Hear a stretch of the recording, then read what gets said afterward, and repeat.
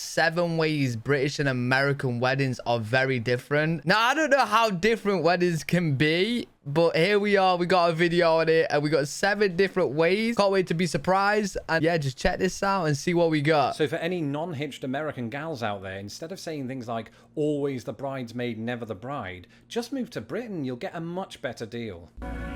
Right. Okay. Hello, I'm Lawrence, and I'm on a quest to uncover all of the memos that Britain and America lost in the pond, and one of those memos pertains to weddings. Under ordinary circumstances, we would now be right at the start of wedding season. For everything you're about to hear, just insert, they had a beautiful Zoom wedding, even if the bride... Wait, there's a wedding season? See, I've never been married or never looked into it, so I don't know anything. Like, I've been to weddings, but I don't know... I didn't even know there's a wedding season. What's the wedding season? I turned up late due to connectivity issues. But assuming that everything blows over, as in the pandemic, not the gazebo, some of you probably know of a couple with plans to tie the knot. And in case they happen to be British and American, here are some things they should know. Our wedding traditions are not quite the same.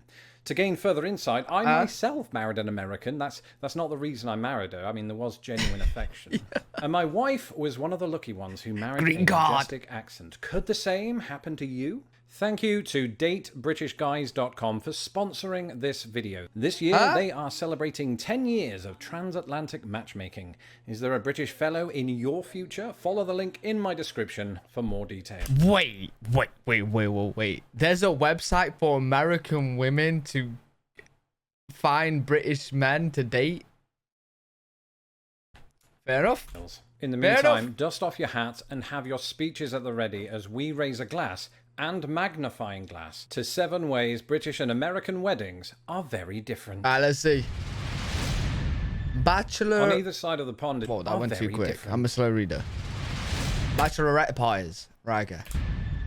On either side of the pond, it's traditional for brides and or grooms to indulge in debaucherous shenanigans in an effort to drunkenly conclude bachelor life. Except there are some crucial differences. In Britain, the bride attends what is known as her hen night, and the groom his stag night, another example of human zoomorphism that will be hard for aliens to understand.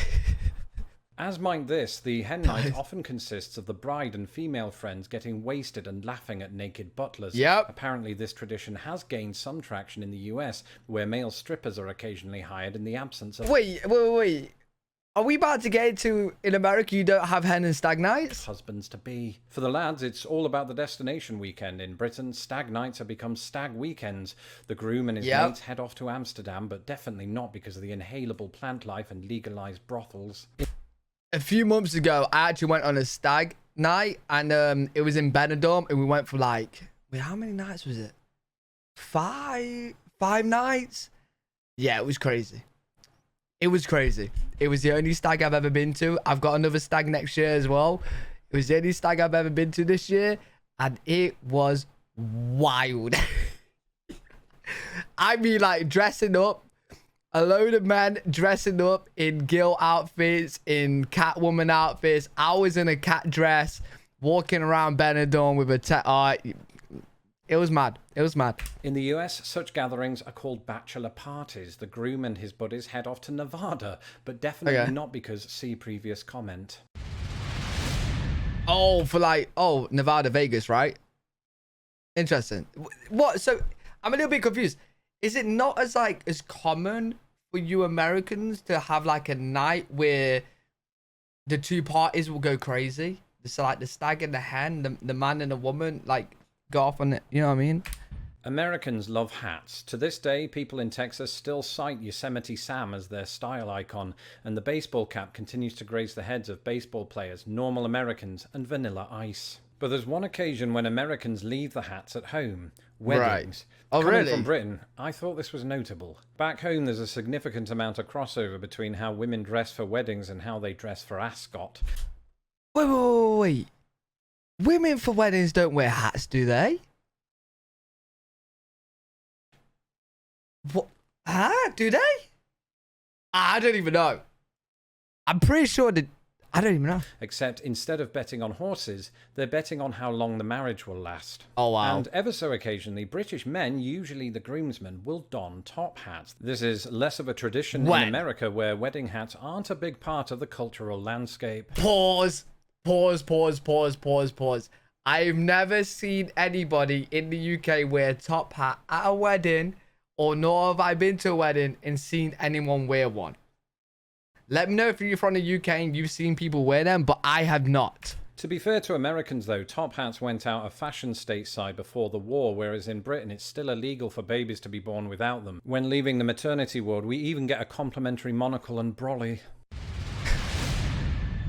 Here's a scenario. A friend of a friend is getting married. You wait nervously to see whether or not you're invited. Months go by. Nothing. Finally, you hear from your friend your worst fears have come true. You made it onto the guest list. But in Britain, there is a compromise. It's possible that you might be invited to the wedding ceremony and meal, but not the after party. Admittedly, the best bit. You see, we Brits sometimes operate on a two-tiered guest list. Those in Tier 1 receive invites for the whole shebang. Those in Tier 2 get to go home in time for Doctor Who. So if you can't get out... Wait, no, I feel like that's backwards. Because the weddings that I know, everyone's invited to the after party. Everyone, but only a handful, because they can only have a handful, is invited to the actual wedding, because there's not enough room. There's enough room at the after party, but there's not enough room in the wedding. I don't know, interesting. Oh, the actual wedding, Tier 2 is the next best thing. For newlyweds, the reason for the tier system is twofold. One, it helps couples cut costs. And two, it's a handy way of keeping out the weird uncles and reducing police complaints. In the US, the general practice is to allow all of the same people to attend the entire event. Mum, dad, occasionally Tom Hanks. But think about all of the weird uncles. Actually, no, scratch that. Think about all of the bridesmaids. Somebody please think of the bridesmaids. In fact, let's do that very thing. The bridesmaids. On either side of the pond, if your wedding has bridesmaids, there will probably be between 400 and 600 of them. They are normally chosen from sisters, high school friends, and that cousin who wouldn't stop asking, "Have you picked your maid of honour yet?" Right. But Brits and Americans have different customs in this department too. First of all, in America, bridesmaids are almost always expected to pay for their own dresses, making bridal parties the 5th largest pyramid scheme in America. In Britain, the cost of dresses will often be covered by whoever is paying for the wedding, and the maid of honour might not be called the maid of honour, but the chief bridesmaid. Now, weddings are going to be so expensive. Wait, if you guys don't mind and you guys got married, let me know how much your wedding was, because eventually I'm going to have to start looking into it, and it's going to be expensive, man. And what Americans call groomsmen, the British call ushers, and to be clear, that's not several clones of R&B recording artist Usher. Those are reserved for the DJ's playlist. But before we get to the after party, there's the small matter of the wedding ceremony itself. Here comes the bride, signing into Skype. But 3 months ago, when weddings happened in person, the bride would be the last person. Oh, wait, I just got that. This is during COVID, right? This is... Okay.